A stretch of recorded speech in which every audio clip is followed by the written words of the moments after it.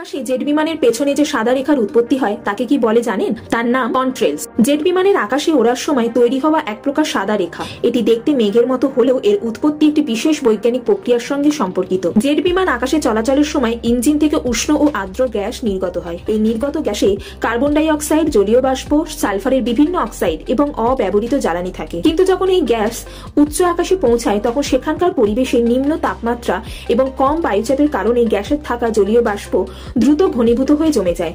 ফলে জেট বিমানের পেছনে সাদা রেখার মতো মেঘমালা তৈরি হয়, যা আমরা কন্ট্রেলস নামে চিনি। কন্ট্রেলসের স্থায়িত্ব এবং দৃশ্যমানতা বিভিন্ন পরিবেশগত অবস্থার উপর নির্ভর করে। যদি আকাশে আর্দ্রতা বেশি থাকে এবং তাপমাত্রা অত্যন্ত নিম্ন হয় তবে কন্ট্রেলস দীর্ঘ সময় ধরে দৃশ্যমান থাকে। অন্যদিকে আর্দ্রতা কম এবং বাতাস শুষ্ক থাকে তবে কন্ট্রেলস দ্রুত বিলীন হয়ে যায়।